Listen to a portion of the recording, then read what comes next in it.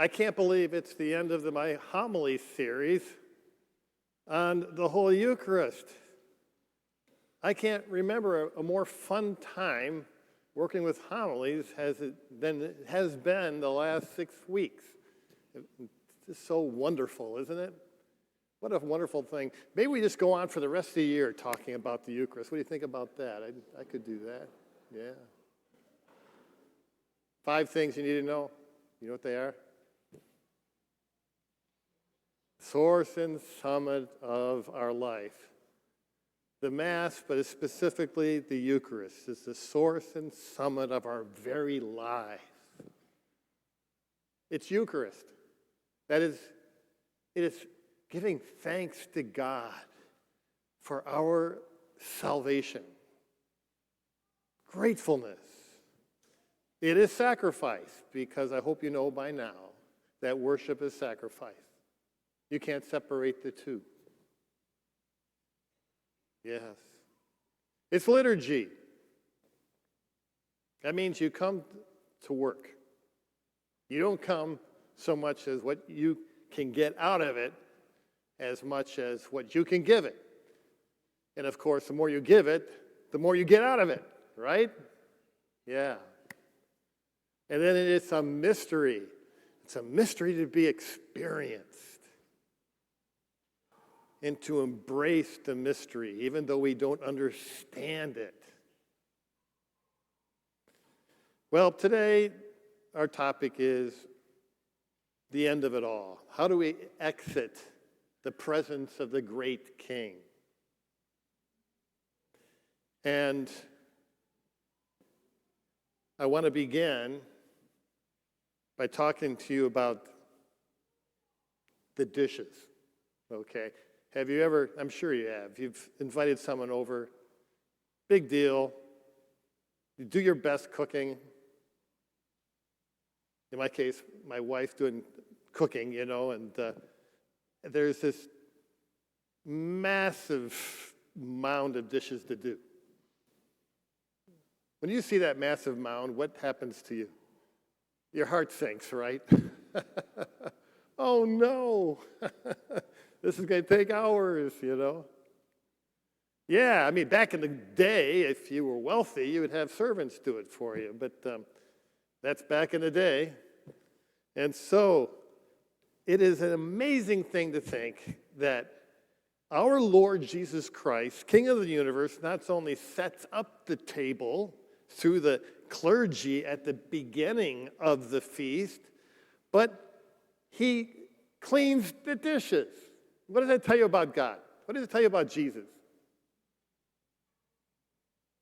He's humble. He's here to serve us. And so I hope that when the clergy's up here cleaning the dishes, that you're not saying, well, I can't wait till they're done with this. But what?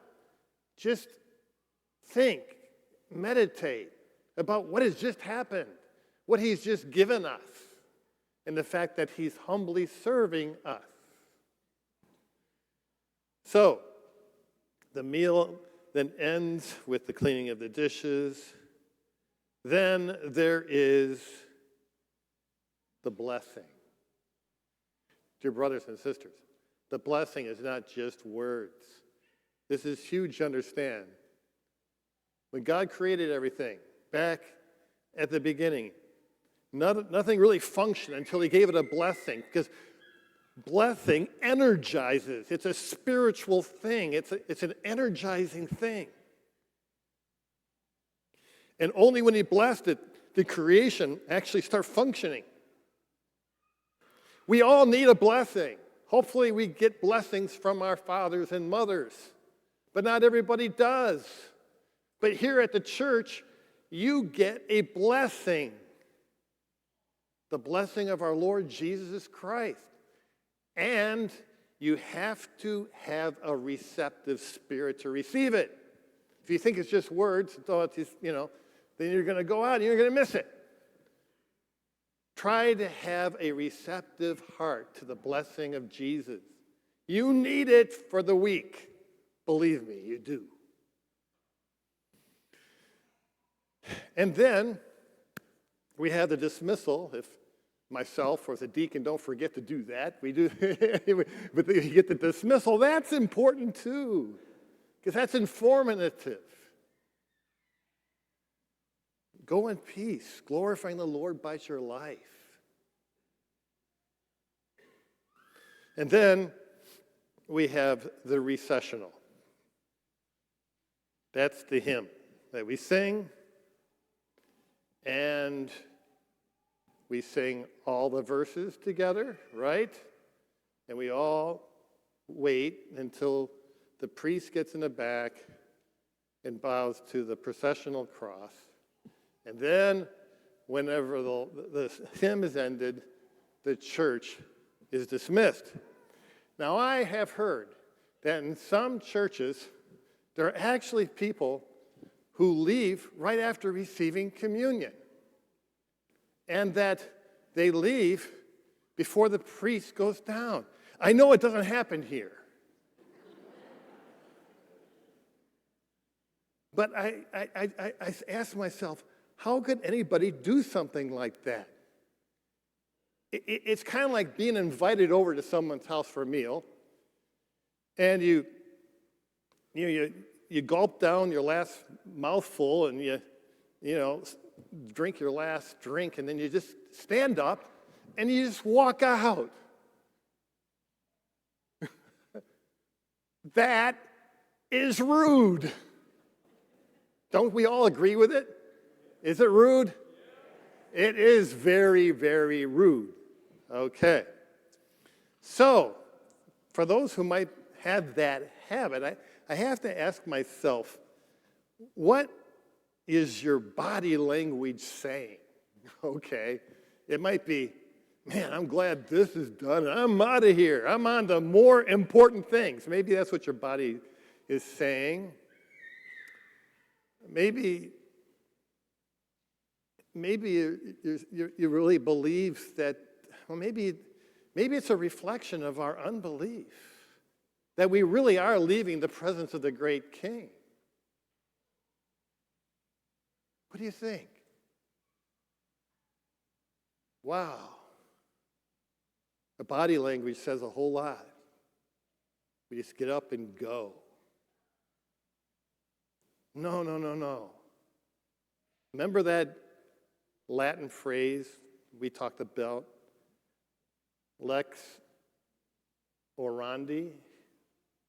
The way you present yourself in prayer with your body determines lex credendi, what you believe. And so, for any of us that might have the habit or the urge to get up and go, I want you to think about this. How can I train myself? I mean, it really is a spiritual issue. Why do you think in the gospel that Jesus was so grieved with the people? It's because they did not believe. Do we really believe that Christ is the great King and that I have to leave with dignity and with reverence?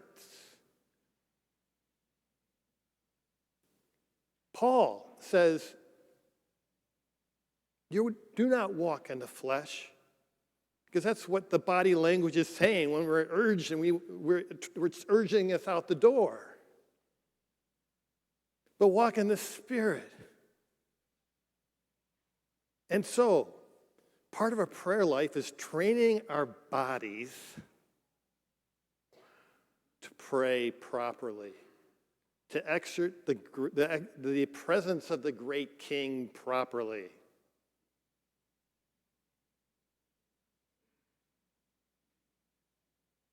And then, when we exit, you need to do something, okay? You know what that something is? Not dash out to your car. Stick around for a while in the narthex or outside. Get it in your mind that you want to meet somebody new, encourage somebody, make friends with somebody. It's so good that we have greeters. But just having good greeters does not mean that we're welcoming church. If we're really welcoming, we're going to be very, very intentional about greeting people when we leave the church. Then we'll be a welcoming church. So, dear brothers and sisters, that is it. A short few weeks talking about the most important thing that we do.